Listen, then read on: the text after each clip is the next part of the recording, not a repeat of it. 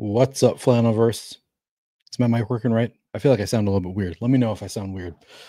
What's going on, guys? I wanted to let you know that we are so back. This is my chart. Absolutely crushing it. Um, that is 2.4% of my lineups in the top 1% over the past week. We're at 0.6% in the top 0.1%. That's 6 times what you're supposed to get into the top 1%. I was going to do this as a bit to go over how good these numbers are looking and then show you my profit. But I've had a profitable week, the rare profitable week in the mini max over the past week, but have not been able to get to top. I finished 4th and 7th and 8th, and apparently I had a 4th one in there somewhere in the top 0.1%. I don't know where that was. It has not been an amazing week, but hey, we'll take profit anytime we can get it. It's been close to a very good week, but not quite getting there in terms of finishing at the top where you really need to be if you're going to win thousands of dollars. So getting close, not quite getting there yet, but hopefully we can get there today. Either me, somebody watching the show, hopefully we can make some big money in DFS today. But before we get into the DFS stuff, I want to talk a little bit about the unabated pick'em stuff. But of course, there are a couple things I need to do. First of all, I'm going to move this over to the unabated page. We can take a look at it. But also, I decided last week on this show. Oh wait, this is not working right. Hang on one second. I decided last week on the show that I am going to play some music in the background while I do these shows. I like this into space option. Here's some music for us. So we'll play a little bit of music while we talk about the unabated tools, while we talk a little bit about DFS. I'm going to start with the unabated pick'em stuff. As you can see here, you can choose how much you want to be using unabated projections versus market-based projections. Market-based projections, of course, going to be looking at some of the better books, see where lines are across the industry, compare those to the books we're looking at. How do they compare? I'm using 80% unabated projections, 20% market-based projections as I do. I'm actually going to refresh this again, just because I want to make sure that I have the most up-to-date stuff. But we're going to keep that 80%, 20%. I'm going to go take a look at their underdog stuff where typically we can find the best lines. We do have 8 games tonight. Last week we only had 4. Struggled to find anything with any kind of edge. Looks a little bit better when we have 8 games. Not a lot better. Not a lot better on underdog right now. Maybe if I started this half an hour earlier, would have looked a little bit better. We do have Jalen Wells lower than 5.5 rebounds with a 17.1% edge. So I'm gonna play a little card here. Not gonna play much because we're not seeing a ton of bets with huge edge here. Oh man, looks like we lost some. Vit Krejci, just 3.1% edge on that one, taking the higher on 5.5 points plus assists with a projection of 6.8 for Krejci. Not a ton of edge here. Did I just do one more? Maybe I'll do another one. All right, let's see. Oh, we can get a higher here. That's kind of fun. I'll take the higher on Franz Wagner, higher than 29.5 points plus rebounds. Now we're up to 30% edge. Good enough for me. I'm just going to play this one. Jalen Wells, lower than 5.5 rebounds plus assists.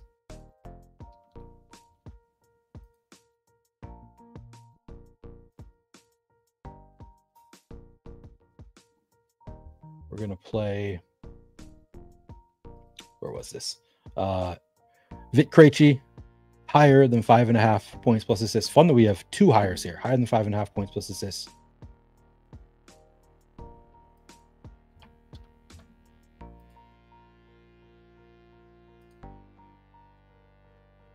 Wait, but Krejci was... Oh, Krejci is higher. Okay, higher than 5.5. Gotcha.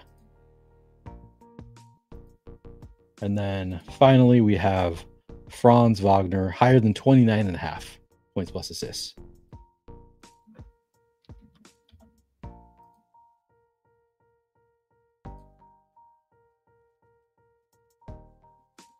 There we go. All right, so I'm just playing a 3-leg card.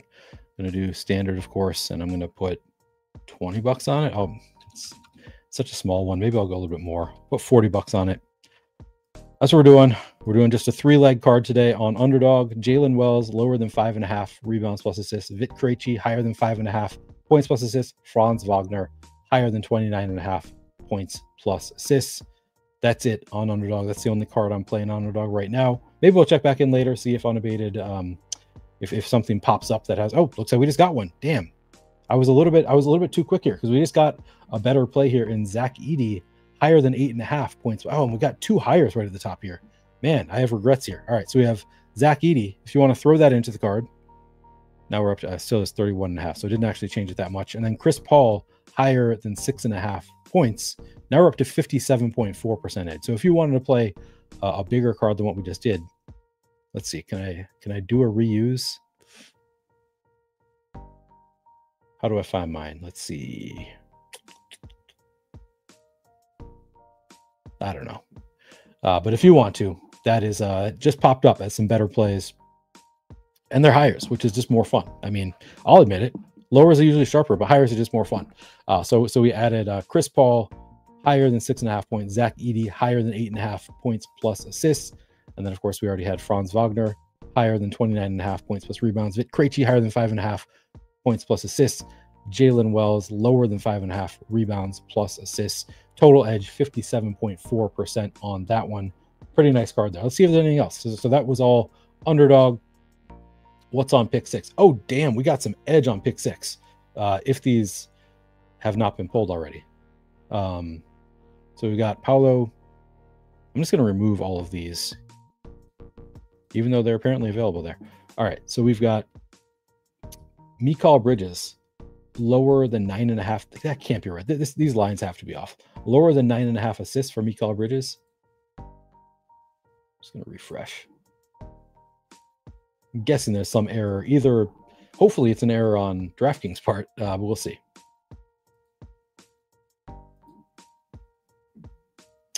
Yeah, I'm not seeing it here. Okay. Not on DraftKings part. We got Paolo, lower than 9.5 assists. I didn't see that one either. So maybe these just got pulled. Bummer. All right. So thought there was a lot of edge there for a second. Let me refresh this page. See, I don't know what happened there.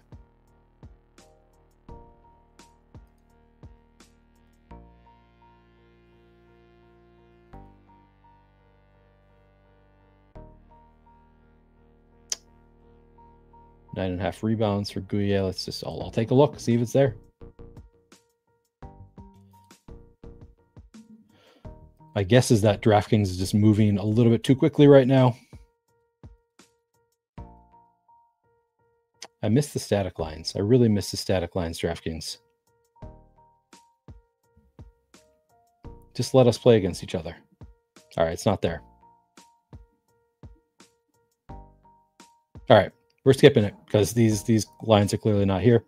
DraftKings moving a bit too quickly. All right, let's get into some DFS. First, I'm going to check in, see if anybody's commenting. Oh no, Jimmy accidentally auto-drafted Garrett Cole with the last pick in his $20 best ball DK entry. I bet you can overcome that. Last pick. It's not the end of the world. I have yet to do any MLB best ball drafts, even after when we did the stream with Justin Steele and Fantasy Guru Drew, and we decided that probably best ball is the best way to play MLB fantasy baseball. Just like draft your team, be done. Because a lot of people like aren't into baseball enough to be checking every day. Even like I think Justin said, like he probably wouldn't play, even if he wasn't a player, probably wouldn't play fantasy baseball because it is so much work to keep up with it every day. And it is. That has been my experience. Whether it's you have to make changes daily or weekly. I used to absolutely love it. I was obsessed with fantasy baseball 20 years ago. But now with all these other options, I've kind of grown away from it. But I do think that probably best ball is the best form of fantasy baseball. Obviously, I love MLB DFS also. Or I shouldn't say I love it. I've had kind of up and down seasons with MLB DFS, but I generally enjoy it. But I do think that I should play some MLB best ball. I have not yet done it, but I think you'll be able to overcome that, Jimmy. It's not the end of the world. All right. So we're going to get into the DFS slate. Before we do that, I did want to talk a little bit about Unabated. Unabated is the sponsor of this show. Already showed you some of what they have to offer. Thank you, Mathology. I had my best weigh-in of the year this morning. I'm down 4 pounds on the year. More exciting than that is I've been dealing with a calf injury, and I've taken a few days off. And today was the first day that I walked down the stairs this morning, and it was like, didn't bother me. Like I walked down and didn't think about my calf. So I decided to try running on it today, and I was able to run 4 miles without re-aggravating it. So yeah, haven't lost a ton of weight yet, but I'm feeling good. I'm on the right path using a Noom weight loss app while exercising. So everything, feeling good about the progress that I hopefully will be making. So Unabated, just wanted to give the quick sell here because they are the sponsor of the show. I really enjoy their tools. I've had some success with I've made money using their the Pick'em tool that I just showed you. But on top of the Pick'em tool, one thing that I have not showed you is their Discord, and it's paywalled. Like you need to pay to get access to their Discord. So I'm not going to spend a lot of time on it. I just want to give you a quick glance at what it looks like because I've talked about it some. I feel like they're probably not going to be mad at me for just showing it quickly. Some of the things they have to offer. So every day, I've mentioned this, but in their projection release tab, you can see every day they are giving you just a quick synopsis of the slate, telling you who is, on the injury report, who could potentially benefit from this. They just give you a really quick rundown of the slate, which really helpful. I mean, just like getting this quick rundown before you start anything. So if you're watching NBA shows like mine, trying to this is quicker than watching an hour-long show, you can often glean a lot from it. Obviously, there are benefits to having a more in-depth show, but this is pretty strong analysis that they give you when they release their projections, tell you about the potential injuries. They tell you if teams are on back-to-back. So you can see here, second leg of back-to-back, first leg of back-to-back, all this really helpful, give you some injury analysis, some sometimes tanking analysis, stuff like that. So that's one thing that they have in there. They also, what I always appreciate is they tell you when they update their projections. So you can see here, they've just made the OKC projections available. They let you know when so here's one from yesterday. Boston projection updated for Sam Hauser being out. The Denver projection updated for starters. Sometimes they'll say, is in here? Yeah, sometimes they will say starters as expected. Maybe that's a different one. But they just a ton of awesome info in their Discord. Oh, NBA news alerts. I think this is when they'll sometimes say they'll let you know, and they're faster than other sites. You might have alerts on Twitter, for example. They're faster than that. I always get the alerts from, or almost always get the alerts from Unabated before all the other places I have notifications for. And for DFS, usually, not a huge deal, but I'm sure for sports betting, just having 30 seconds ahead of everywhere else, can be a huge edge in terms of getting that bet down before everybody else does. So I just want to give a quick shout out to some of and this is just the Discord. You get access to this. I think with probably any NBA package, you'll get access to their NBA Discord. This isn't even getting into the tools, which is obviously the main selling point is the tools that they offer at Unabated. They've got the Pick 6 entry builder, the Underdog, Splash Sports, Sleeper, PrizePicks, all of that available. They also have I can't sports bet here in Minnesota, which is why I don't really talk about sports betting. I don't have a ton of opinions about it, but they do have a props page, a props 2.0 page, which I haven't really looked at. They give you odds on games, etc., etc. A lot of great stuff here. But all we're going to be using today is, and I got to close my Excel just to not confuse myself, but I can go to the find their projection. Go to NBA under the props page where it says my custom projections. You click that, and I can choose Unabated projections. I'm going to download those, and I'm going to, after I download this, I'm going to upload these into the Rotogrinders optimizer. And because I'm on a show, I'm not going to keep doing this up until lock, because if there's changes close to lock and I've made adjustments, it's just going to be a huge pain in the ass. But I just wanted to start by taking a look at where the Unabated projections are right now, because they might be different than Rotogrinders or any other place, and just helpful to have good projections that are a little bit different than what other people are using. So all I'm doing right now is I'm not showing you this, but I'm just I opened the spreadsheet that I just downloaded. I changed there's a column titled player, I changed that to name. There's a column titled DK points, I changed that to FPTS only because those are what you need to have the columns titled when entering them into Rotogrinders LineupHQ. This is Rotogrinders Optimizer, which you can also get a discount if you wanted to discount.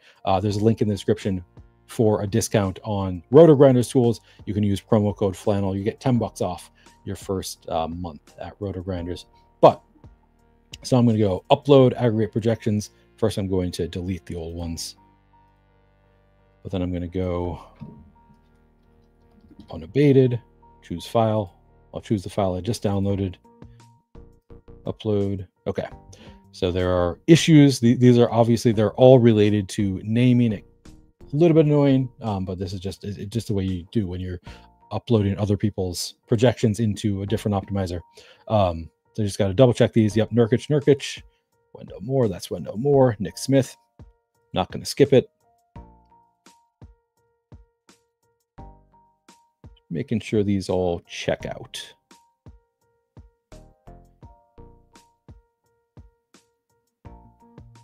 And this is one, the Detroit situation. We've got Cade Cunningham and Tim Hardaway Jr. both questionable. Dennis Schroeder could benefit in a big way there. Again, not skipping anybody.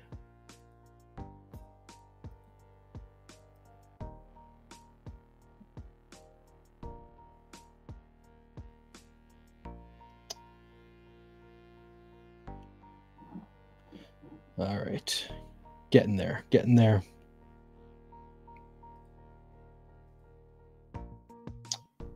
Then we'll get into the slate in a second here.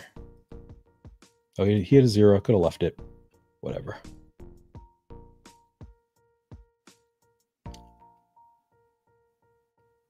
It's a lot of them today. Some days this is very quick. All right, there we go. Done.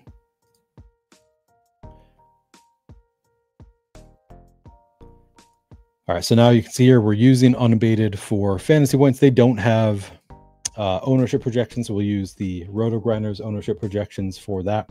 I found the Rotogrinders ownership projections to be very good. I was at first I was not totally sold on the RG ownership projections, but yeah, they've proven to be pretty good. They can be pretty different than other places around the industry. So I'm often surprised at how accurate their projections are when I sometimes start with some doubts.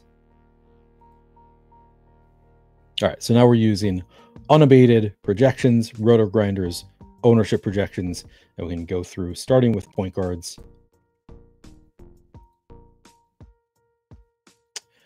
Is Steph going tonight? I think so. I'm guessing Steph is going tonight. I believe the latest is still that he's questionable. But yeah, I think it's my expectation that Steph is going to play tonight. I obviously don't have any great insight on it. But yeah, my guess is yes. Let me take a look. Let's take a quick look at what they think. Again, I don't want to spend too much time here, but since we got a specific question, Steph Curry's question was Jimmy Revenge Day. So a lot of attention on him, but Curry's status obviously has massive implications. We have a set of conditionals for Curry and would expect pods to remain in starting lineup. Curry can't go. Does seem like some of the Jimmy market's mainly points may be getting a little inflated by the narrative with Steph's status while also being. All right, so they don't have a true lean. Actually, I can see in their conditional projections if they do have a lean. Now they have them as 50% to play. They have everybody as 50% except for Jordan Clarkson, 45%. My lean is yes. My lean is yes, Steph is playing, but I don't have any great reason for that other than I've listened to other NBA podcasts today and they seem to think he was going to play. But that's obviously not a great reason. Not a great reason to believe that. It'd be helpful if he doesn't play because we are kind of hurting for value on this slate, and I'll show you right now. So we can actually, I'll choose all and sort by point per dollar. Yeah, nobody, I mean, pretty close to 7x here. So campaign, not bad value here. Scotty Pippen, not bad value, but we don't have a ton of players that are better than 6x. So like this is not a slate with a ton of great value. So a little bit more opening up would be helpful. I would not be mad about that. I also tend to like slates with moving parts. I feel like that is typically the biggest edge, my biggest edge at least in DFS, is when there is moving parts. All right, so we got Duncan Robinson ruled out. Stephon Castle is available to play. Mitchell Robinson also ruled out. I think that was as expected. Miles McBride is, I assume he's already out, so I don't know. Okay, source value 0. There's something was lost in translation there. Okay. But Mitchell Robinson ruled out. Was that the expectation? I feel like it was. Yeah. All right. He was already out in the projections. Was Castle in? Castle's in. We're looking good. Okay. So starting with point guard, top point per dollar plays. You can see some of the best point per dollar plays here are point guards. We have Scotty Pippen Jr. looking good. Just $5,000 projected for 32 fantasy points in 28 minutes. Looks like a strong play. Looks like he was written up by multiple. Taylor and Bobby both wrote up Scotty Pippen as a great play. You can also find this obviously in the Rotogrinders Opto. I'm often one of the names here. I write up some of my favorite plays, but they both like Scotty Pippen Jr. today. He is the top point per dollar play at point guard. Great matchup with Utah. Actually, let me open up that page. I always like to look at, make sure I don't miss any trends. This is the quickest way for me to look up trends. I just like to look at, pull up, and this is a free page at NBA.com. It's just the NBA.com advanced stats page, teams page. I just like to sort by last 10 games. Sometimes I'll look at last 5 games, but I think 10 games usually gives you an idea of current trends for the teams. So Utah, over the past 10 games, they're playing at the fastest pace in the league. Defensive rating of 115.6 puts them right in the middle, looks like. Yeah, they're 20th in terms of defensive rating. So slightly below average defense, fastest team in the league over the past 10 games. It's a great spot. Great spot for Scotty Pippen Jr. Ty Jerome, little bit more questionable. Now we have Donovan Mitchell is out, so maybe expecting a little bit more from Ty Jerome. Just 23 minutes is the projection for Ty Jerome, but nearly 27 fantasy points. Going to get a good amount of ownership here. Also written up by Taylor. Yeah, a lot more minutes available for Ty Jerome. Looks good. Campaign, we have both Jalen Brunson and Miles McBride out. So Campaign, we just saw him. He had a big game last time out. Played 29 minutes. That was against Washington, one of the best possible matchups. 29 minutes, 31.5 fantasy points for Campaign, but he can put up fantasy points, as you can see here, when he gets the minutes. And I would expect similar minutes. I mean, he's projected for 30 minutes here. I've seen 29 minutes elsewhere. Regardless, at 4,600, he should be good to go. Anthony Black has not been starting. It's been Corey Joseph getting the starts, but Anthony Black doing pretty well anyway. 25 minutes, 30 minutes the last couple games. Also played that Washington game. Nice game against the Lakers for Anthony Black. Some chance that he starts tonight, I think. He's only 3,800. But you can see here, kind of tenuous value here. Is that the right word? I think I'm using that word correctly. Tenuous. He's projected for 25 minutes, just 21 fantasy points at 3,800. Not like amazing value, but good enough. Fred VanVleet projected for 36 minutes, 35 fantasy points. Looks pretty good. Nice matchup with Atlanta. Let's see, is it as good recently? 19th in terms of defensive rating. So yeah, below average defense. Looks like they're an above average pace also. 8th in terms of pace. So yeah, nice matchup with Atlanta. So a lot of good plays at the top. Darius Garland, even at 8,000, kind of surprised to see how well he projects here. But of course, we don't have Donovan Mitchell. Darius Garland's going to benefit from that. 34 minutes, 43 fantasy points at 8,000 looks pretty good on a slate where don't have a ton of value. Projected for about 12% ownership. All right, now I'm going to sort by. Yeah, Castle looks okay. Colin Sexton, I was listening to the ETR show, the injury show earlier, and it was noted that Colin Sexton apparently playing big minutes in games where they're playing against teams that are not tanking. So this might be a good spot for Colin Sexton to see more minutes. So like, yeah, 35 minutes against Boston, 25 against Cleveland. But then against teams like Washington that are tanking, they're competing for those bad spots. Only 19 minutes there, 34 against Minnesota, only 20 against Toronto. So yeah, that trend appears to hold. Like if they play against tanking teams, then Colin Sexton plays fewer minutes. If they're playing against good teams, he plays more minutes. So I would expect him to play more minutes today against Memphis. And you can see here, that's the projections for 28 minutes. I thought it was a good note. Good note on Colin Sexton there. Cade Cunningham, again, is questionable. So we could have some value opening up from Detroit. I believe Dennis Schroeder would be the projected starter. We would expect him. Oh, wait. There you go. I was wrong. Stephen Curry ruled out Mathology. There you go. So I know that probably impacts you because you've probably been doing drafts on Underdog already. So hopefully you were on the right side of that one. But that's going to make Jimmy look pretty good. It's going to be Moses Moody, Brandon Pods. Like we're going to see. I don't know that we're going to see any drastic value open up from Golden State, but they'll look marginally better with Steph out. I'd be pretty excited if we get Cade Cunningham out, just because then we would have Dennis Schroeder in a nice matchup with San Antonio, who again, their defense over the past 10 weeks. Let's see, is that holding it true? They had a horrific defensive rating for a while. Looks like they've gotten better. So for a while they were at like 130 defensive rating. They were by far the worst team over the past 10 days. I think when I did this a week ago, they were still there maybe. So it looks like they have been a little bit better recently, but still 24th over the past 10 days.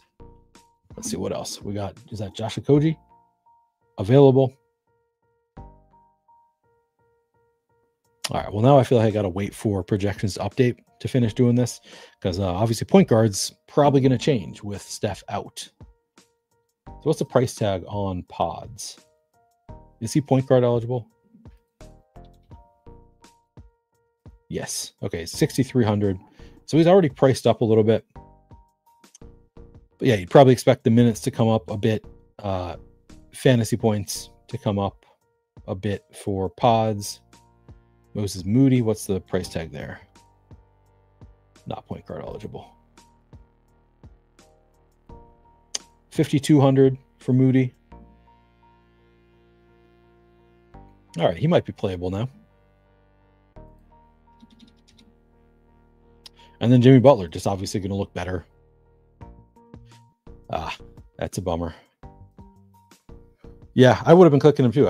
You can get him in the 6th round. I mean, damn, that's a spot. Getting Steph that late, unfair. PJ Washington ruled out. Brandon Williams available to play. All right, so I'm gonna wait, I think, to upload unabated projections. Let me see if they have.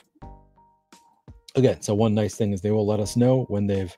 All right, New York updated for Mitchell Robinson out. Miami updated for Duncan Robinson out. All right, so I don't think they have updated for the new news yet. Probably have to give it a couple minutes for the projections to update. But I'll keep going from the top in terms of salary here. Shai is the top. We've got Shai at the top in terms of salary, not the top in terms of actually. Cade Cunningham projects better, but should be a competitive game there. OKC and Sacramento.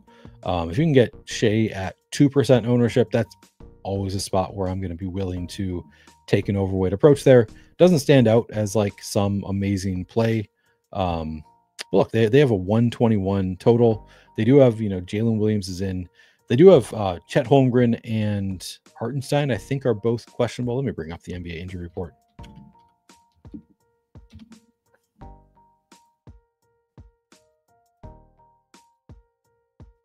Which I don't know that it's going to affect Shai all that much, but I would expect some boost in usage. So a little bit of a projections boost, at least if those guys are out. Yeah, Chet Holmgren's still questionable. Oh, Jalen Williams is questionable. Hartenstein available. I think maybe I had that reversed, or maybe it's changed. I don't know. But Aaron Wiggins also questionable. Like that was kind of a late add. Kaysen Wallace questionable. We got Topic out. Usman Zheng out. So yeah, we could have. I think you'll look at. I think Jalen Williams probably that would benefit Shai a little bit if Jalen Williams is out. I would think.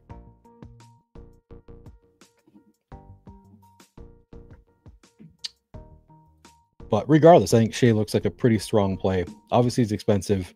Not a great point per dollar play, but should be a competitive game. Potential that he gets a little bit of a boost in terms of projection with other players out. We've got, yeah, so not a lot at the top here. I mean, Cade Cunningham, obviously, it's a nice spot against the Spurs. He is questionable. We'll know before lock if he ends up playing. Should get that news probably within the next 25 minutes, I would guess. I think they have to do it at least like half an hour before. Usually, I think they let the starting lineups out half an hour before. Trae Young, tough spot with Houston. Strong defense. He can do it against anybody.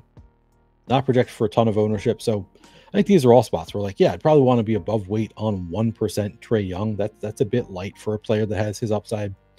LaMelo Ball, another tough matchup with Orlando. Doesn't project well point per dollar, but again, sub 1% total ownership. Kind of interesting. Steph, we know, is out now. Amen Thompson, intriguing against Atlanta. Hefty price tag for Amen Thompson, but not a terrible point per dollar play. Nice matchup. Obviously, that goes into the projection, the matchup, but Atlanta 19th in terms of defensive rating, 8th in pace. So they play fast. They don't, below average defense, above average pace. That's always nice to see. Over the past 10 games, Malik Monk looks okay. He's 8,100. You can see the projection about the same as Amen Thompson. Also not getting any ownership. OKC, tough defensively, but Malik Monk looks okay. Garland, we talked about. Jalen Green also has that nice Atlanta matchup. Dyson Daniels looks fine. Castle getting 12% ownership looks warranted. I mean, he projects better than 5x. One of the few like non-value plays to be a good value, if that makes sense. Pods will look better. Let me change this to Rotogrinders because they will automatically update. With Unabated, I have to go in and obviously do it myself. I'm going to reset.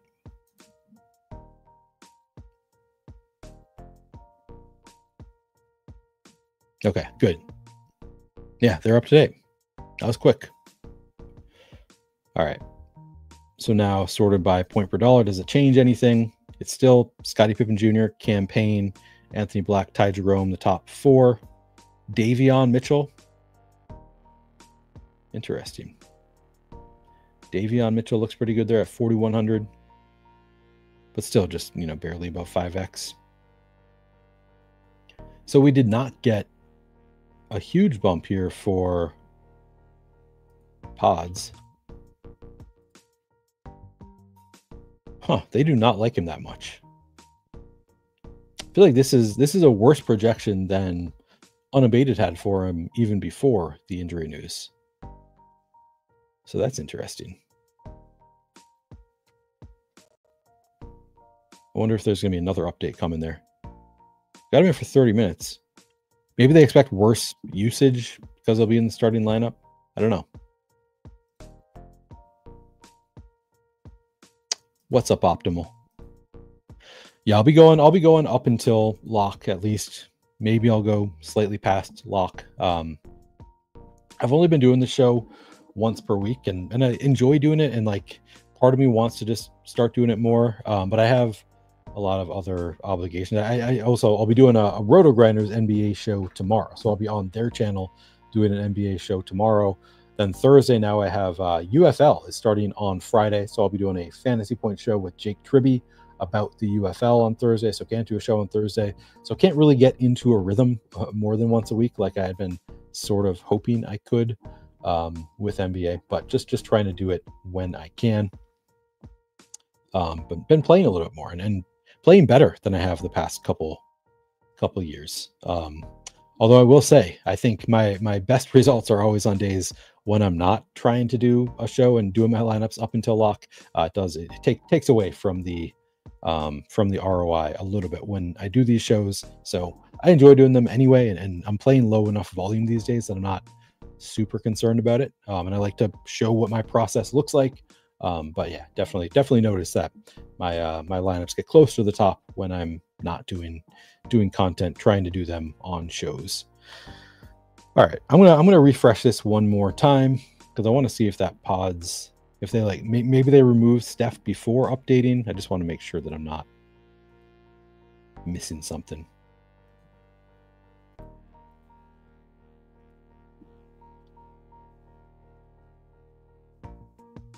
All right, good. They did update him.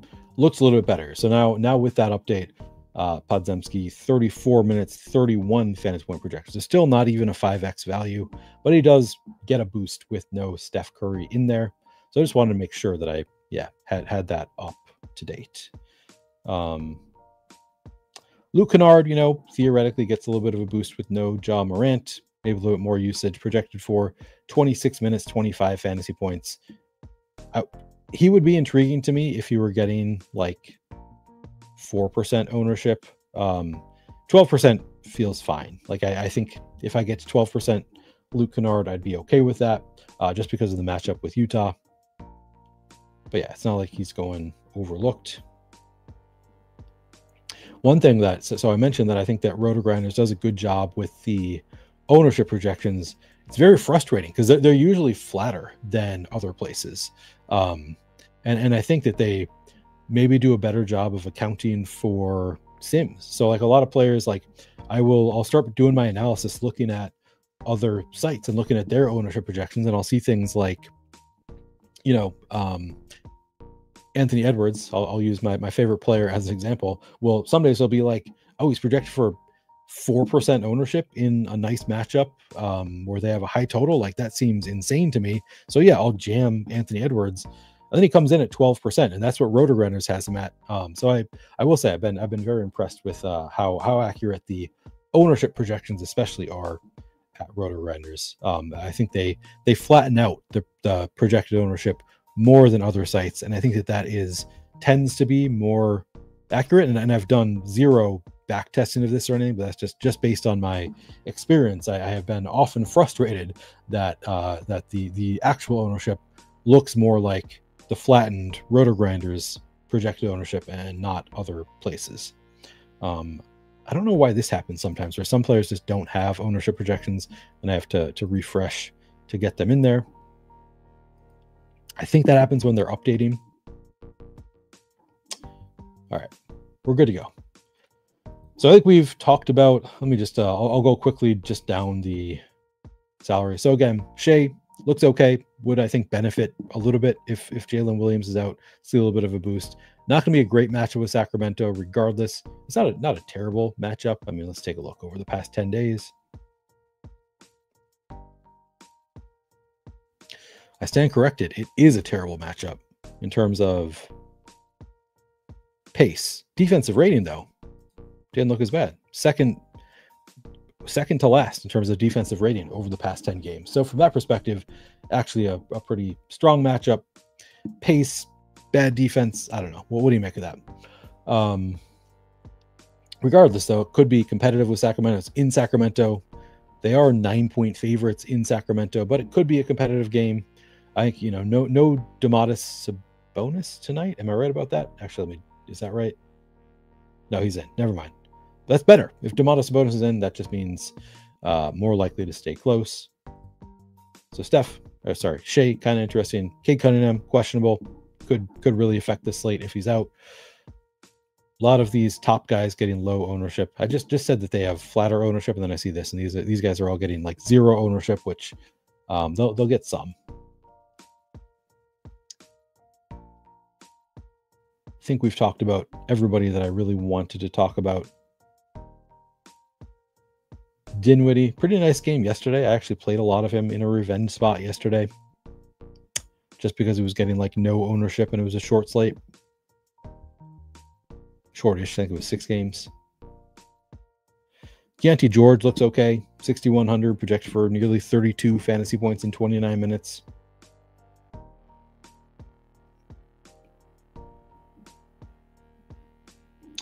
Again, Dennis Schroeder will look a lot better if we get Cade Cunningham out. Campaign, one of the better values on the slate. Yeah, without any news, I don't think anything else has changed. Nothing else we need to talk about at point guard, so let's move on to shooting guard.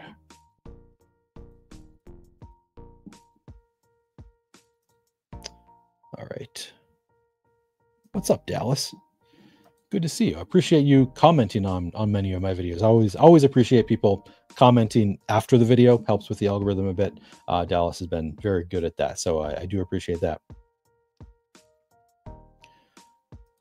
Tap into the optimal cell, tap into the UFL show for sure. I get it. It's hard to do solo, but I see working in a couple years, you can have a true flannelverse. Appreciate that. Yeah, I'm working on it.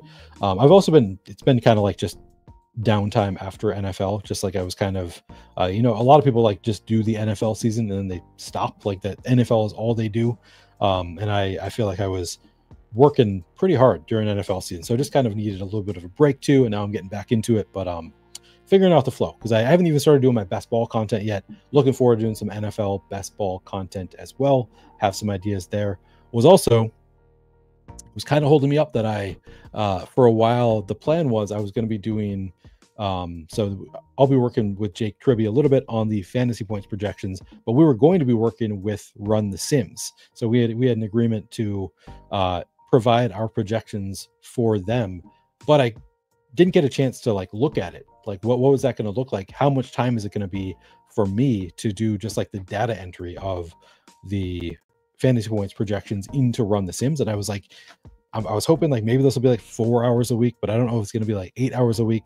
Finally met with the Run the Sims, like the former Run the Sims team, because they've done it before. And we kind of concluded, they were like, oh, you want to get this like for this week? They were like, there's no way that's possible. So it's just going to be a ton more work than I thought it was going to be. And ultimately talked with Brian Hooper at Endgame, and we just decided, I mean, he gave me the option of deciding not to do it. And I was like, yeah, this is not going to be worth my time, because it's not a lot of money. A lot of people played UFL DFS. So that was kind of hanging over me. And one of the things, sort of an obstacle for me to really get into a rhythm, was just like, I don't know when I'm going to do this, how much time it's going to take. So now that I know that I'm not doing that part of the projections work, I can get a little bit more like figure out a schedule. So I'll be doing that pretty soon. Yeah, the best ball content, I'm excited about it. Getting into it this year once again. Not going to be doing as much this year. I think I'm going to be doing longer shows in big blocks, but like fewer this year. All right, let's talk some shooting guards. Campaign, also shooting guard eligible. Vince Williams, projected for 20 minutes, 19 fantasy points. Meh. Getting 15% ownership. You know, that's fine. This game is not at lock. I was going to say, if this is the one that, like, if this game was at lock, I would just not want to play him. Like, just wait for better value, because that's not great value. But it's not at lock, so we'll know before the game starts if some extra value has opened up. Luke Kennard, once again, also shooting guard eligible. Moses Moody, as noted, with no Steph, should see a bigger role. Projected for 31 minutes, 27 fantasy points at 5,200. Looks pretty good. This ownership obviously going to come up as the industry changes their projections. Desmond Bane also looks pretty good. Great matchup with Utah. Better than 5x value. Looks like a strong play at 18.5% ownership. Anthony Simons, I guess we didn't talk about at point guard. Also shooting guard eligible. You know, better than 5x value. Not a great matchup with Cleveland. Donovan Mitchell being out, I guess, helps. Actually, I assume that helps. Donovan Mitchell being out in terms of it being a better matchup. I have not looked at Donovan Mitchell's individual defensive rating recently. I know he's been struggling a little bit, but I think it's been mostly offensively. Mikal Bridges looks pretty good, projected for 36 minutes, 33 fantasy points. We know all the New York starters always have upside for more minutes there. Max Strus looks like a fine play. Franz Wagner. Okay matchup with Charlotte. Again, Jalen Green has Atlanta. That looks okay to me. I do have some interest in Podziemski, although, as noted, everybody is expecting this to be the Jimmy Butler show. I don't know. So think about this. So, you know, we heard the rumors about Jimmy Butler. Jimmy Butler and the third stringers beat the Timberwolves, which I was so annoying for me. As a Timberwolves fan, that whole narrative just pissed me off. But the whole narrative was, oh, Jimmy Butler just took it to him with the third stringers. They beat the starters in a scrimmage before he did this, you know, the interview with Rachel Nichols. There was that whole annoying thing. And then it came out later, Jimmy Butler didn't score a single point. It was, okay, he helped them win. He was working. They beat the starters apparently. Jimmy Butler didn't score a point. He was apparently facilitating, playing, you know, hustling on defense, etc., etc. But there's no reason, because people are thinking, oh, this is a revenge game for Jimmy Butler. He's going to be the man. He's going to be the dude. He's going to have all the usage. Maybe his usage will be he's getting assists. Maybe he's going to be distributing the ball more. Jimmy Butler has been ducking the Timberwolves for years. I'm not sure I believe in the Jimmy Butler is going to just crush his opponent. There's a good chance it happens. I think it does add volatility. I think, you know, typically in these revenge games, particularly when it is a spot like this where it was kind of a sour ending, it adds a little bit of volatility. I like that for GPPs in general, the added volatility. But who knows? He could facilitate more. Maybe it means more shots for pods. So depending on where the ownership comes in for pods, I'll have some interest there. Again, Tim Hardaway questionable. Devin Vassell looks pretty good. You don't really see the minutes that you want out of San Antonio guys in general. It's not the sexiest game out there. Detroit actually a pretty high total here. But the Spurs just a 112 total. Vassell looks okay though. 32 minutes, 34 fantasy points at 7,000. You could obviously spike an upside there. 7% ownership looks okay. Shaden Sharp looks okay. Okoro should see more minutes with no Donovan Mitchell. Not a great fantasy producer. He has his spike weeks. Spike days, I guess. It's not football.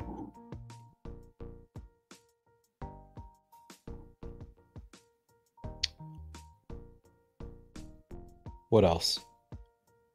Anybody else of note here? I'm not really seeing it.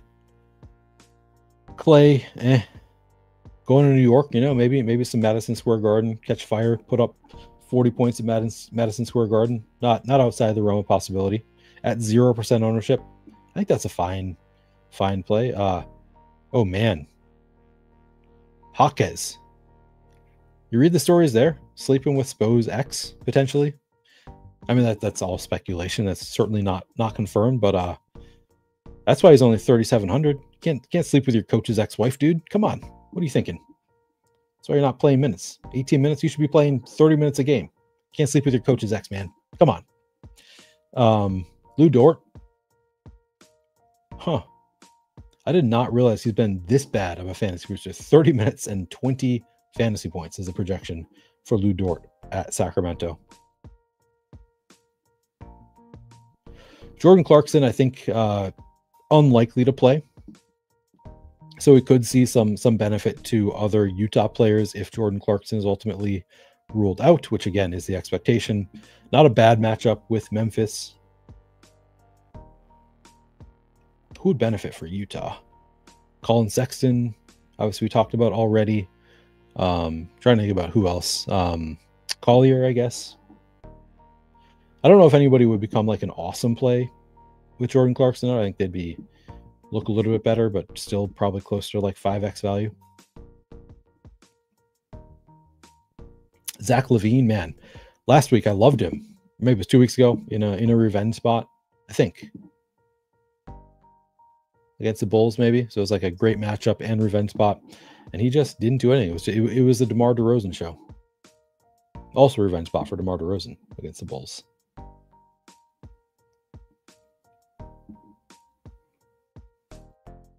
Not seeing anybody else I want to play.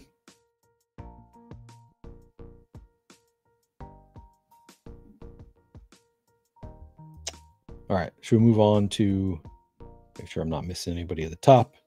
Move on to small forward.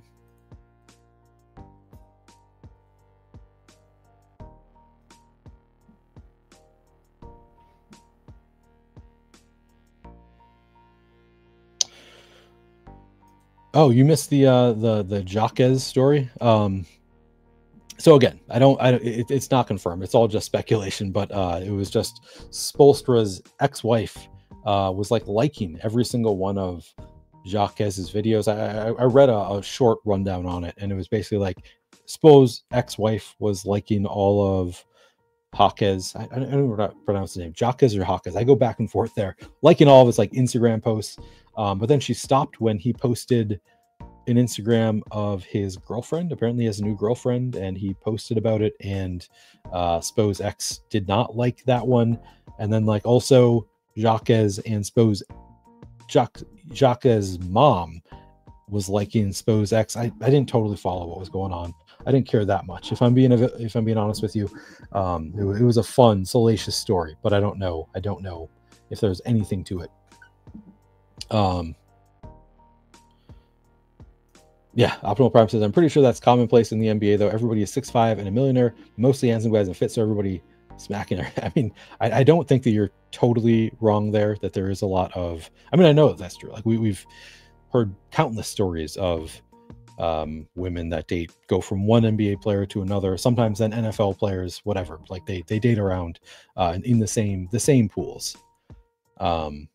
So yeah, it's not that uncommon, I don't think. But to sleep with your coach's ex-wife is, I think, a different level. All right, moving on to small forwards.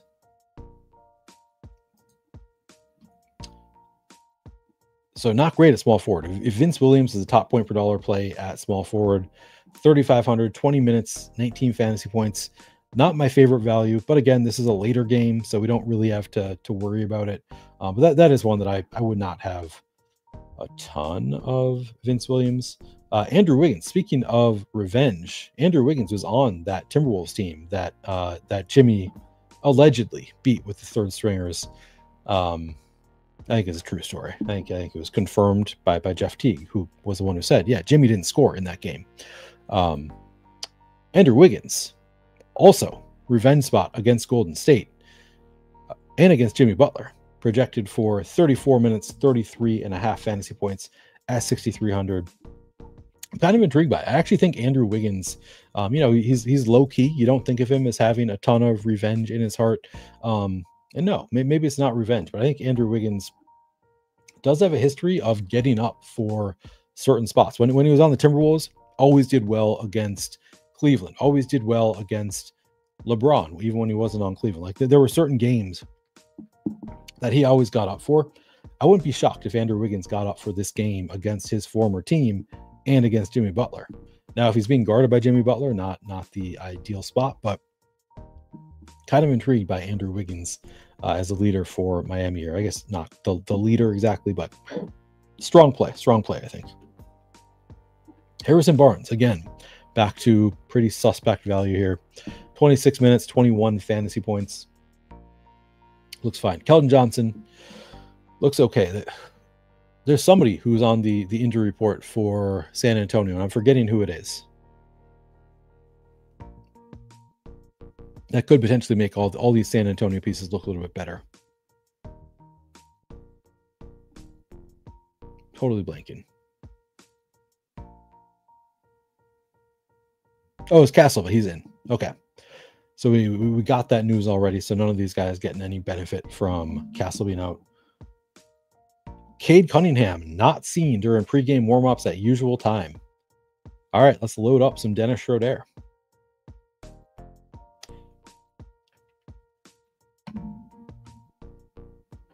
I mean, it's not official yet, but like Cade's probably not playing.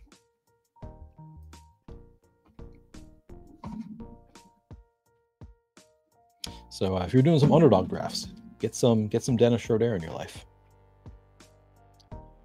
in the 6th round. Don't like reach for him. Thank you, Optimal. Yeah, do hit that like button. I forget. I still need to be promoting this channel. I get many fewer views than I did for NFL content, but very much appreciate it. If you would like the video, subscribe to the channel if you're not already doing so. That is obviously very helpful for me, trying to get to 5,000 subscribers. Commenting under the video if you want to get notifications when I go live. It's not that often these days, but hoping to get more into it. Do more best ball content. Do more of these NBA shows. So you can hit that notification button if you want to get alerts when I go live. Yeah, thank you for the reminder, Optimal, to do that little plug there. All right, small forward. What else? Deni Avdija looks pretty good. He's just been crushing it lately, and you can see the projection reflects that. 35 minutes, 40.5 fantasy points at 7,700. Looks pretty good. We already talked about Moses Moody. Looks pretty good with no Steph. Jimmy Butler, again, everybody and their mom wants to play Jimmy Butler. He is 8,700. No Steph Curry. Should have a ton of usage. Projected for 35 minutes, more than 45 fantasy points. I'm gonna have to refresh this and see what the projected ownership is there.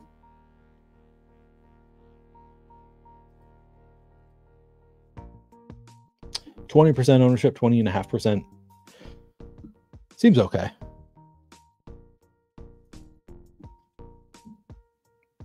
Yeah, I think I'd eat that ownership. No issue with it. Josh Hart. I always like playing the Knicks. I feel like it has not been working out as much recently, but just because they all have 42-minute upside, and you obviously can't project them for that. All right, Cade Cunningham officially out. Tim Hardaway available. Okay, I was kind of hoping that they would both be out, but I still think just Cade being out probably enough to give a boost to Dennis Schroeder.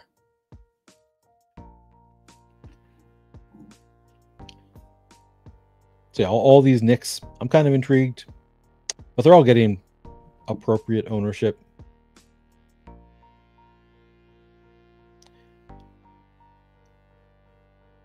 Who have we not talked about? Tumani Kamara looks pretty good. 5,600, 34 minutes, 28 fantasy points, about 5x value.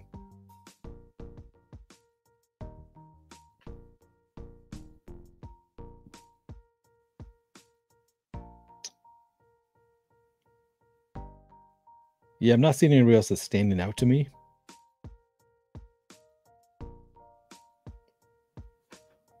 So now I'm gonna have to wait for projections to update. Hornets will start Ball, Jeffries, Green, Bridges, Mark Williams. I think that's probably as expected. I don't know. I can't think of who the Hornets' usual starting lineup is these days. I think that seems fine. I don't know. We'll see. We'll wait for the projections to update. Plenty of time in case I'm missing something there. Another update. Joker doubtful for Wednesday. Oh. All right. Don't need these Wednesday updates. Remember that one day? There was literally one day Underdog was like, we're going to stop doing projections. They announced it. We're going to stop announcing tomorrow's projections today. Like they said, we're not going to do projections for the next day. We're going to wait until the end of the day to do updates for the following day. Then they immediately, like, I swear it lasted like 2 days and they started doing it again. Probably, I'm guessing it was like sports bettors complained or something. I don't know. I don't know what would have. Can you even like bet on these things a day ahead of time? I don't know. That was, but it did not last long.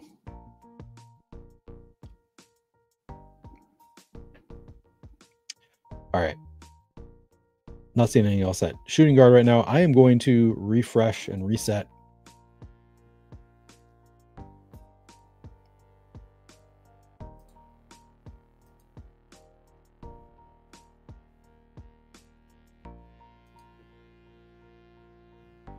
All right, Cade's still in there, so we got to wait for that one.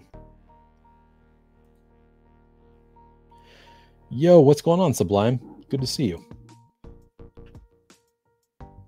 Do I think it makes Isaiah Stewart look better with Cade being out? Potentially. Because Cade's a pretty good rebounder, so maybe theoretically Beef Stew could rebound a little bit better. What is Beef Stew like borderline play? I wouldn't expect it to like have a massive impact. But I could see him getting up to 22 fantasy point projection or something. And I could be wrong. Actually, here's a good opportunity to look at a Rotogrinders tool, which again, link in the description, promo code Flannel if you want to get a discount on your sign up for Rotogrinders.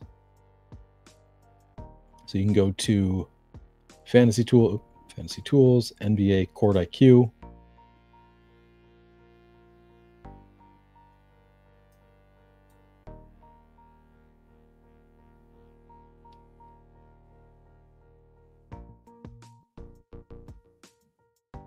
It's taking longer than usual. All right. Detroit.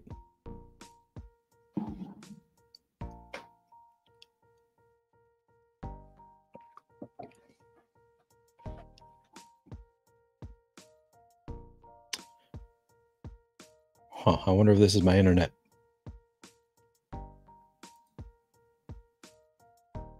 Take Cade off the court and then see how this affects things.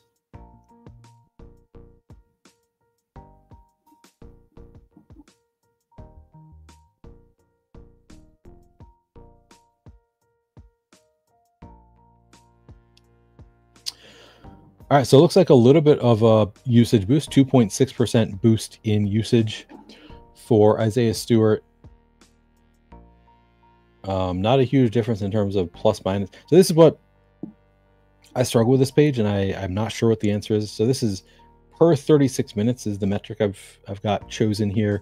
Obviously, that does not affect rates. But what I really want to know is not just with the player off the court, but with the player out for the game. How does that historically affect their fantasy points? And I'm guessing there's a way to do this. A full games only. Does that? Let's try that.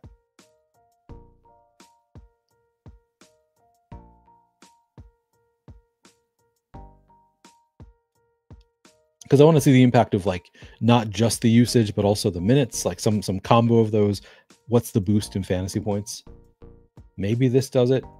Marcus Sasser, would he be the biggest beneficiary? I mean, that's a huge difference with no Cade. 4.7% usage. So this is, I think this is saying games where Cade Cunningham is out for the full game.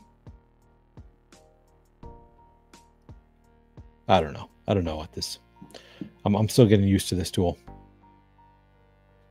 And then this would be the fantasy point difference in those games if I were understanding this correctly. But I'm not sure if I am. All right. All right, cool. Lindy Waters projection change. Cade Cunningham projection was removed.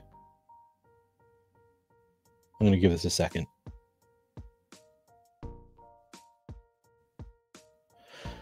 Yeah, Sasser does look sneaky according to that tool. His projection will get a boost, I would assume, now.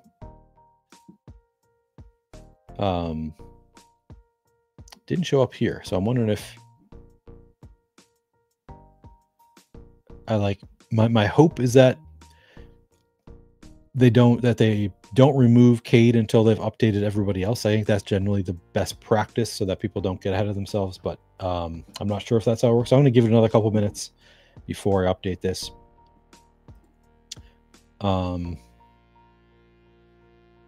Yeah, it is a dope tool that I wish I completely understood all of how everything works. I like having a good like understanding of the inner workings of tools so that I don't like double count stats and just want to understand the tools I'm using. I'm going to try just refreshing and see what, if anything has obviously changed, because we are getting pretty close to lock, so I do want to move it along.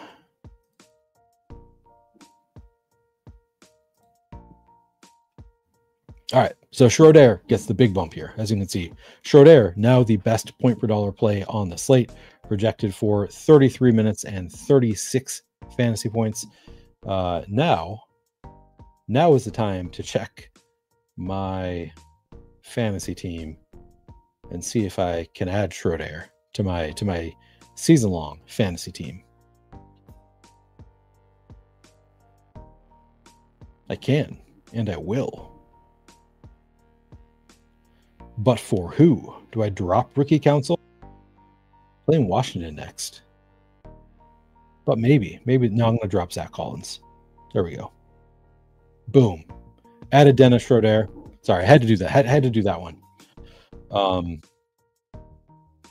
Kessler. So we've seen some changes now. Schroeder officially starts. Schroeder, Hardaway Jr., Thompson, Harris, Duran starting.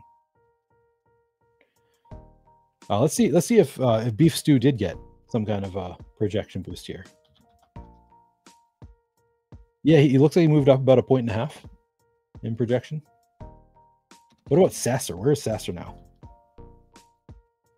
So he's only projected for 12 minutes. So like probably got a boost. Still not really playable if he's only going to play 12 minutes. Maybe it sees more, but yeah, he's not starting. So I think Schroeder is obviously the play here. All right. So I'm going to just real quickly, before we move on to power forward, just going to see what has changed at the top at each position. So Schroeder obviously is now the top point per dollar play on the slate at point guard. Overall, he's top point per dollar play on the slate, but he is point guard eligible. Schroeder looks awesome.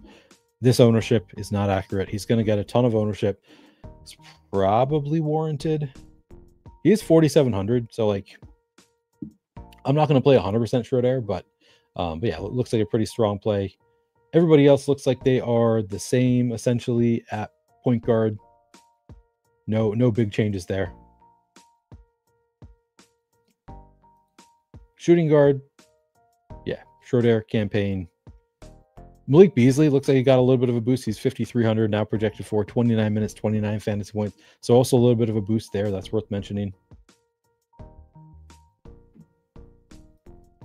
Small forward, still not looking great. Beasley is small forward eligible. Good to see. Also, Thompson, also a little bit of a boost here. Projected now for 25 minutes, 25 fantasy points. He is, I believe, he's in the starting lineup. He's usually, though, right? Can I see that here? This does not show if they started. I think he's usually in the starting lineup. I don't think that's a change.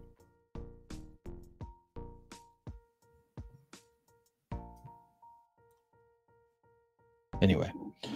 But he looks good. Oscar Thompson gets a bump there. And let me confirm that he was starting.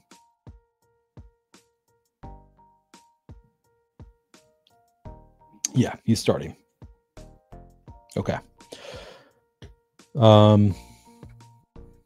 No other changes there. So we can move on to power forward, where Kessler Edwards looks like a strong value play at power forward. Projected for 30 minutes and 25 fantasy points at 3,800. 33% ownership. Looks fine there. Tobias Harris also obviously got a little bit of a bump here with no Cade Cunningham. Should see a bump in usage. Projected for 33 minutes, 33 fantasy points. Nobody ever wants to play Tobias Harris. Maybe this is the exception of the nobody ever wants to play Tobias Harris rule. Maybe today they will. Jaren Jackson, we already talked about Wiggins, talked about Osser. Jaren Jackson looks like a pretty strong play. Projected for just 30 minutes, but 42 fantasy points. Just looking like he's going to crush against Utah. What's his minutes upside? Played 35 last time out. And that was 4 days ago. He has not played in 4 days. He must have missed a game.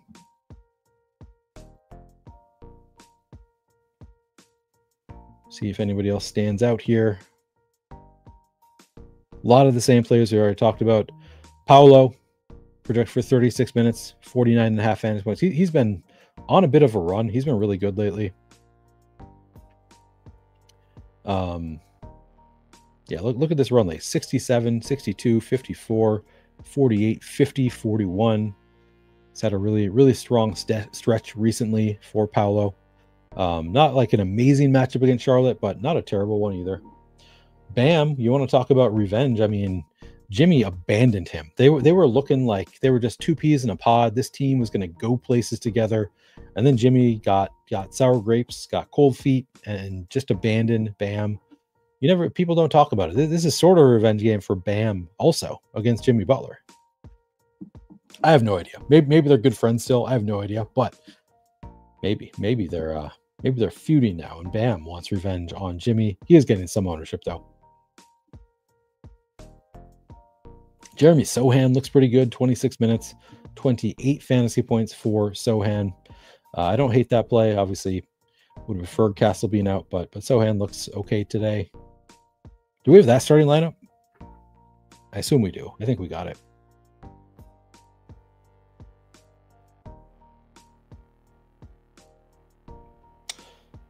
Sohan not okay. So it's Paul, Castle, Vassell, Barnes, Biyombo. I think that's the same as it has been.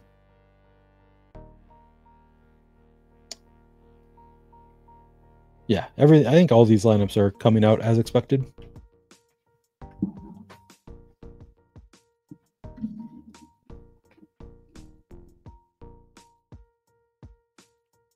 Still don't have the OKC news. We might have Holmgren and or Jalen Williams out. I was just going to boost others on OKC if one of them does miss.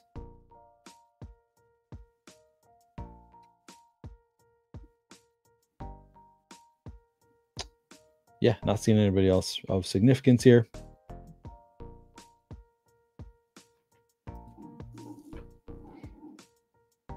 So on to center.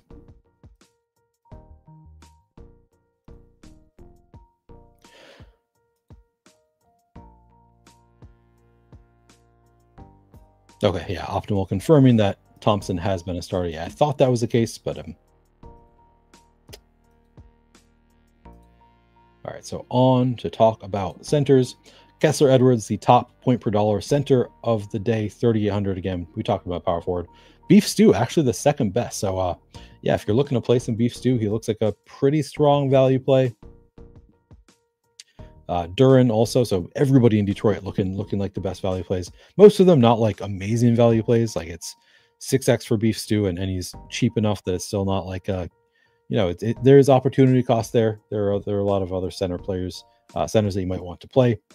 Jalen Duran looks okay, 28 minutes, 40 fantasy points at 7,200, looks pretty good. Quentin Post, project for 22 fantasy points at 4,000. My man Cat, just been crushing it in New York. 35 minutes, 53 fantasy point projection. No Anthony Davis to contend with tonight, so that's pretty nice. Can't see what the ownership is there, but I'll want to play some Cat. Zach Edey against Utah looks pretty good. Only project for 21 minutes, 24. For a little while, Zach Edey was getting up into the upper 20s, and I was excited to see it from a fantasy standpoint. But yeah, the minutes have come down a little bit the past couple games. Wendell Carter, sort of intriguing to me. Just bigs against Charlotte has always been a thing. Carter, he's 5,200, so it doesn't like stand out as some awesome play, but he's playable. Khalil Ware, maybe a little bit of a better matchup for Khalil Ware with no Steph Curry in, like a little bit more likely to not be played off the court. So he's kind of intriguing. Somebody wrote him up. Let's see. Taylor wrote up Khalil Ware. Yeah. Could see a decent game here. Dean Wade, maybe a little bit of a boost with no Donovan Mitchell. Again, Bam. Revenge in his heart, maybe not, no idea. Russell Wilson to sign a 1-year, up to $21 million deal with the Giants. Oh my God, Giants gonna Giants. Okay. So I guess no starting Jameis this year for the Giants. Jared Allen, 6,900, projected for 28 minutes, 33 fantasy points. Donovan Clingan should get the start. Guessing he's going to have to play as many minutes as he can handle against, as long as he doesn't get in foul trouble against the bigs of Cleveland. I would think that would be their approach, is to play a lot of Klingon. All right, Şengün. I'm gonna play a lot of Şengün. I'm gonna get definitely over the 7% ownership he's projected for. Not gonna do it yet, but I gotta get moving so I can make these adjustments. Kessler looks okay. Filipowski probably gets a start tonight, I think, with no Lauri Markkanen. Kai Jones looks fine. Hartenstein will look better, I think, if no Chet tonight. Like I think he would look like a pretty strong play if Chet ends up sitting.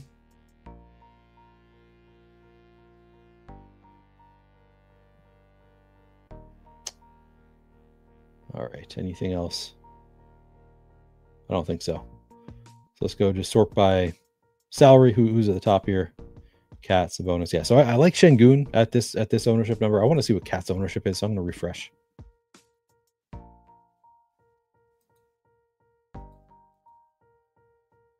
Okay, 27%. So he's getting a ton of ownership.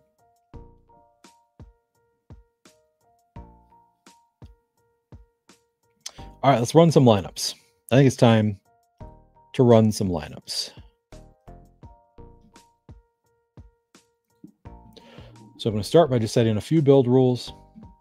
I'm just going to do 10% randomness. It's a big enough slate. I'm going to set the... Ooh, I could do this 2 or 3. I'm going to do 3. So all my lineups are going to be at least a 3v3 from each other. Minimum salary of... do 49,400. I don't think you necessarily need to do this, because just like let the projections do their thing typically, but with 10% randomness on, I think it's good to set some kind of a guideline there. And that's it. As far as these rules go, I'm going to set players per team. I'm going to set at 3 across the board. So you might think like Detroit, you could set as 4, since they provide so much of the value, but I still think on a slate this big, I don't think I want 4 from any team. So I'm going to set it that way, and I'm going to run. I'm playing 180 tonight. Oh yeah, and then have to make some changes to the projections here. So I'm going to change Cat. I'm going to change the bonus. And I change, doesn't really matter. I'm changing them by 0.01 fantasy point projection, just so that I can run the lineups.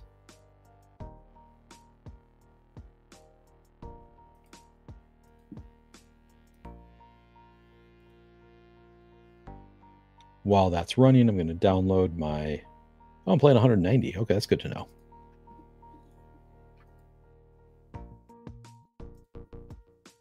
All right, so it's running right now. See, it's up to 125 out of 180. All right. I'm not playing any in the main contest today. Maybe I should have.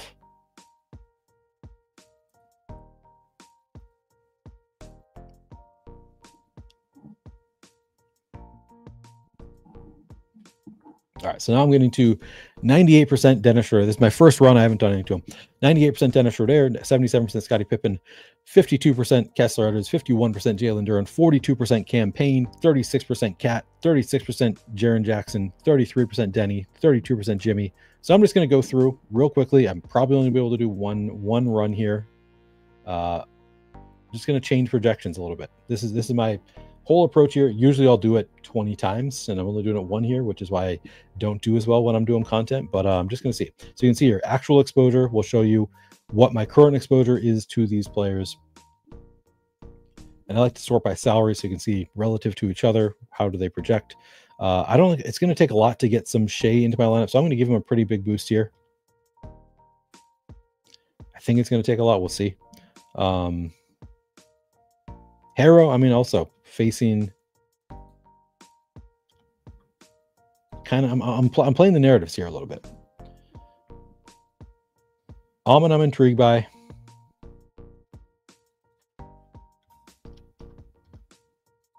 So you can see I'm not afraid to give pretty big boosts here. Garland already projecting pretty well. I'm going to give a little bit of a boost to Trey. Maybe get some, maybe not. I'm not going to force LaMelo. Jalen Green, I like the matchup enough that I'm already at 7%. I'm going to try and get a little bit more.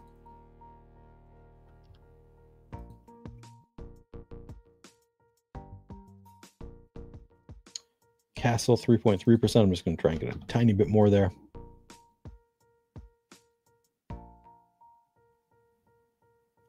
Pods getting 2.2%. Give a little boost. Van Vliet against Atlanta. I'm only getting 11%. I want a little bit more, I think. Sexton, sort of intriguing. I'm going to bring him up to 31.8. And these are just, this is an art, not a science. Not a great art either. but I'm doing my best to get my exposures where I want them to. And usually I would do this several times. Okay, so I'm at 98% Dennis Schroeder. That's why I'm not getting too much. I'm getting and 42% campaign. So those guys are taking up, and 76% Scotty Pippen. So those three are taking up most of my point guard exposure.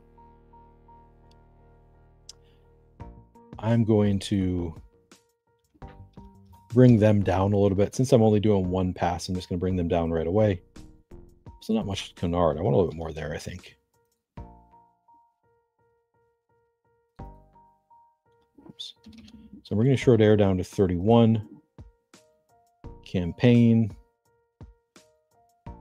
I'll leave him.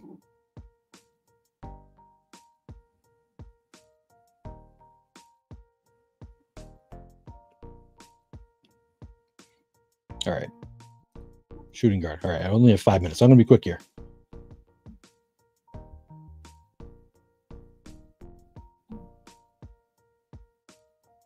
Just changing the players that I really kind of intrigued by. Clay. I think I would move him up to even to 31. I still might not get any, but I'll just bring him up there just in case.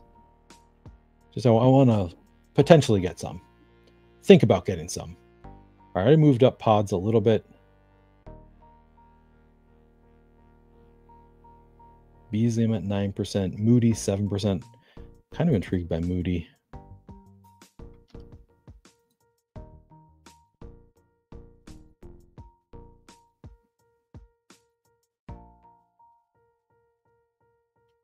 All right. I got to be quick here, so I'm going to move on. Small forward.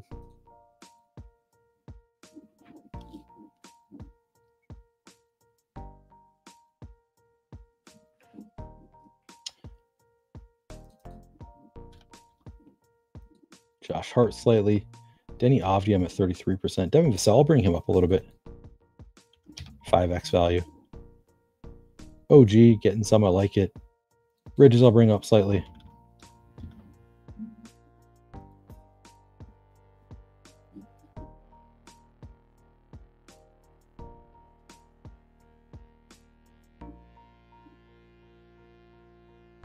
All right.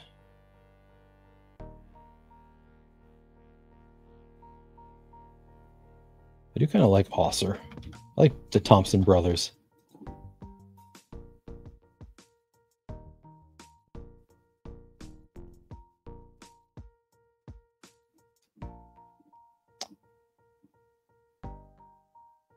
All right. Far forward.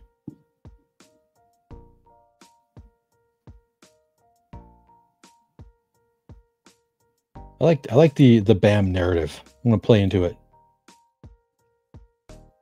Nice match for Jaren.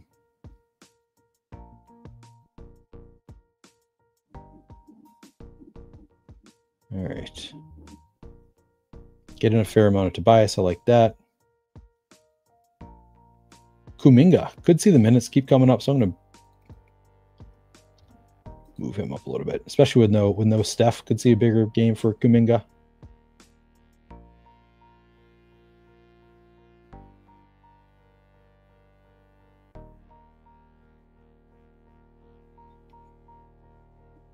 All right, and then finally, Okay, I got to do this quick.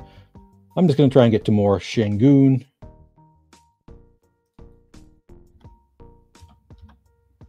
To a lot of Şengün. All right.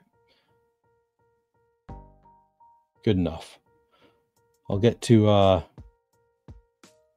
Hartenstein if Chet is out later. Oh, Draymond's I'm going to move Draymond up too, actually. All right, let's do that. Just going to make those changes because I don't have time to do this right.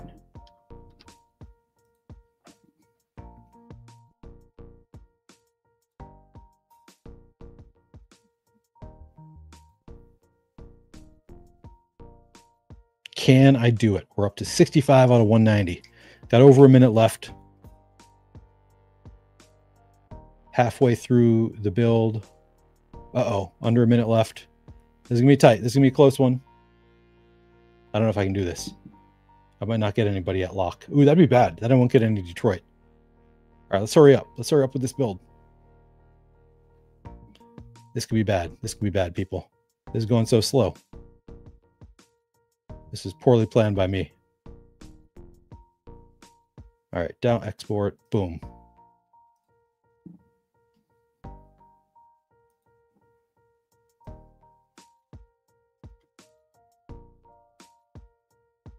Can I do it?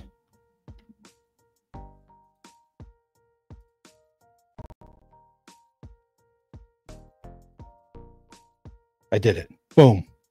No idea what I have, but I have lineups in.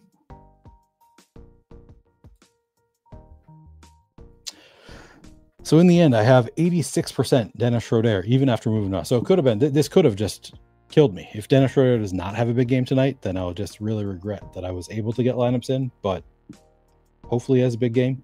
Jalen Duren, damn, 51%. I didn't even do anything to that. So I'm at, this is what I have at lock. Again, not ideal when I only do one run, but here's what we have. 86% Dennis Schroeder, 69% Scotty Pippen Jr., 66% Kessler Edwards, 51% Jalen Duren, damn. 45% Campaign, 40% Cat, 27% Jaren Jackson Jr., 27% Wiggins, 26% Bam, 25% Deni, 25% Ty Jerome, 23% Jimmy, 19% Desmond Bane. Oh, did I get Şengün? I was trying to get to Şengün. 17% Moses Moody. Okay, I got up to 6%. I'm still below the field there. I assume that game didn't lock, though. Did it? No, so I can still change that. Get more if I want to.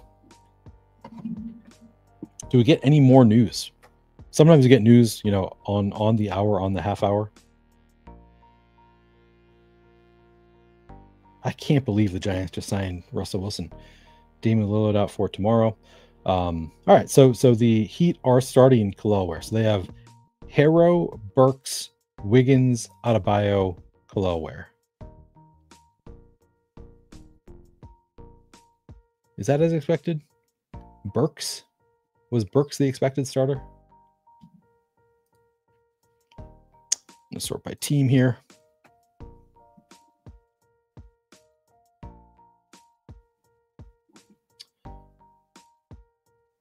Oh, they had Davion Mitchell as the starter. I assume this means that they were projecting Davion Mitchell to be the starter. And instead it is Alec Burks. Huh. He's only 3,600. I'll give it a minute, see if this updates. Yeah, nobody does want to play Shai tonight. Did I get to any? Game is not locked yet. We only had 2 games locked. Which is why I did not have a ton of urgency in making my lineups until I realized that Shai is at lock and all the Detroit value is at lock. So it was actually pretty important to get those lineups in. So where am I at in terms of the top salary guys? Only 3.5% Shai. So I'm still, even after giving him a nearly 4-point bump, I still only got to 3.5%. Got, looks like 1 trade lineup. Well, I got the good value in, so now I'm going to do a new run, and I'm going to give Shai another bump. I'm also going to give Şengün another bump.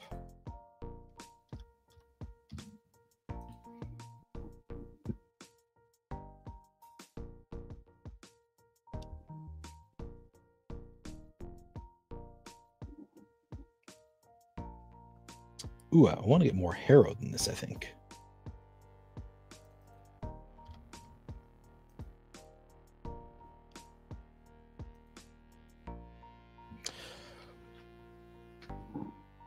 So now I'll have to late swap in a minute. But I am curious to see how Alec Burks' projection changes now that he's starting. Obviously makes, what's his name? The Davion Mitchell going to look less good now that he's not starting. Didn't look great anyway. But I'm curious if Alec Burks suddenly does project for 25 fantasy points as a starter. What is he point per minute? Obviously that changes too when you're in the starting lineup. But he was projected for, yeah, not great. Less than 3/4 of a point per minute for Burks. So guessing even if we put him in there for 28 minutes, he's still not going to project extremely well. He'll project for like 20 fantasy points. 20 something. 17. My math is wrong. Wait.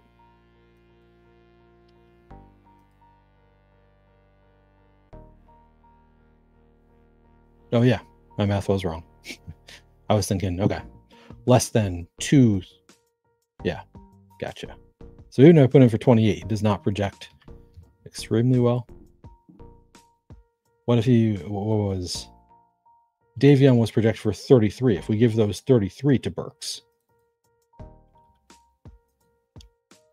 now he projects for just under 21 fantasy points, which makes him fine. I kind of like him if he's going to be lower owned as a result, but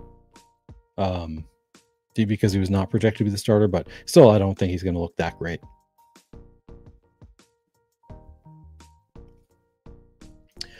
If Chet doesn't play, Sacramento should make it at least a competitive game. No Jalen Williams, no Chet.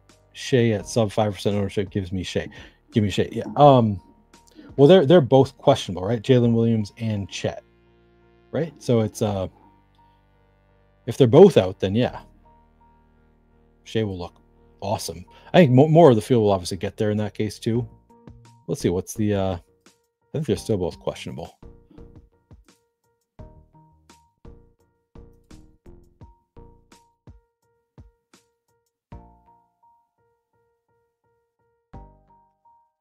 Yeah, and Aaron Williams is questionable, and Kassan Wallace. So a lot of, regulars in their rotation.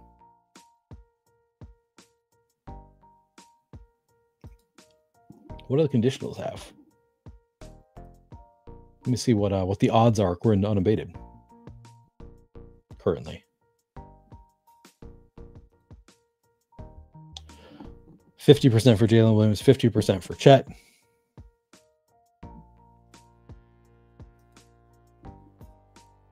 Okay. All right, let's see. I'm going to refresh and reset.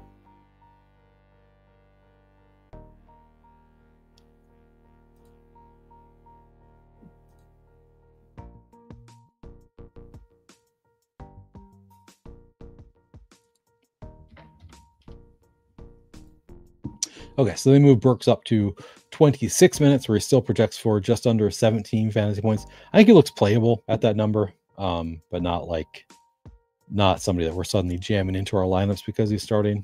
But yeah, playable. All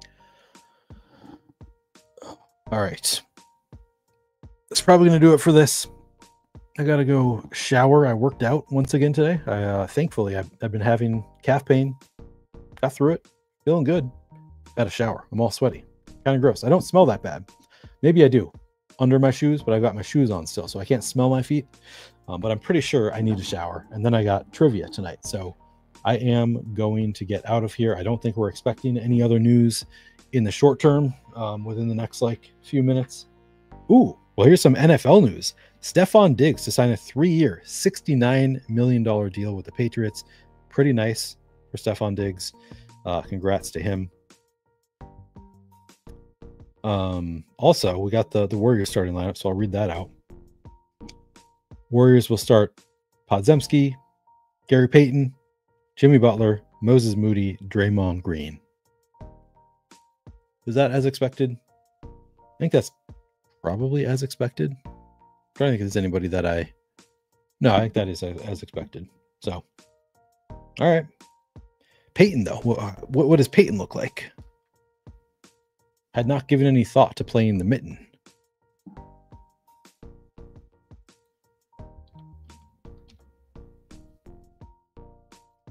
Only 19 minutes in a start? Do they have somebody else starting? Oh, maybe they had Quentin Post. They don't have Quentin Post starting. So maybe that's the change. Post out, Payton in.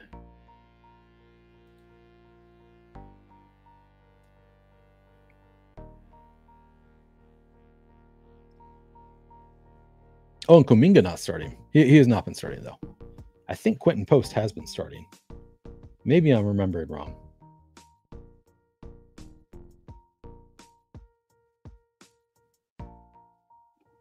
Let's look at Popcorn Machine before I get out of here.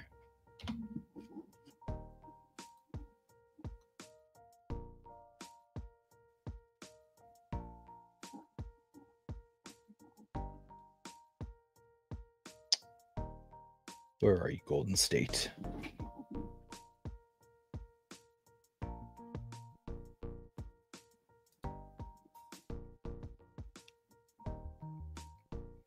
Yeah, Post started the last game.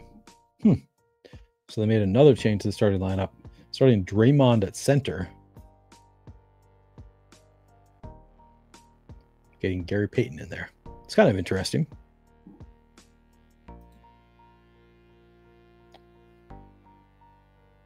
Payton, not great point per minute producer, but not terrible. Is he going to play more than 19 minutes, though, as a starter? I would assume so.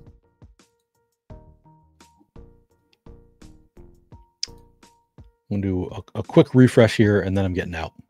Just to see if anything does change for Payton.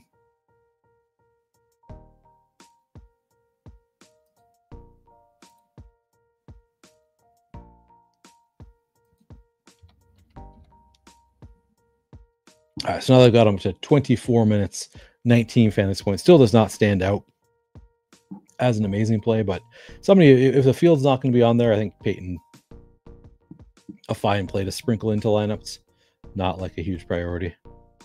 Let me just, before I get out, I'm just going to do one last time, see if anybody has shot up to the top of the point per dollar. No, we've already talked about everybody at the top here. Man, I did not see the Jalen Duren projection jumping up that much to give me 51%. Yeah, for the most part, these are same players we already talked about. All right, I am going to get out of here. Appreciate you all for hanging out with me throughout the course of the hour and 40 minutes I've been here.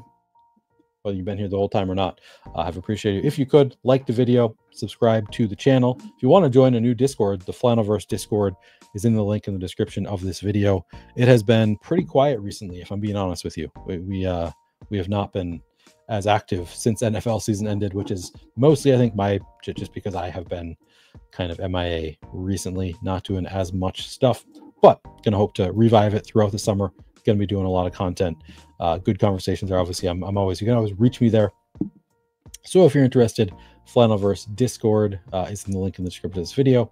Also links for Rotogrinders Unabated. You can get discounts there. Thank you all very much for hanging out with me.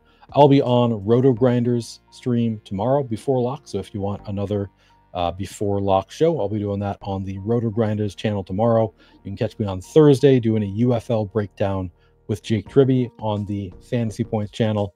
And that's it for the short term. That's what I've got planned. But I'll be doing a lot more on this channel very soon. So thank you very much for hanging out, and I will Catch you guys later. Good luck tonight.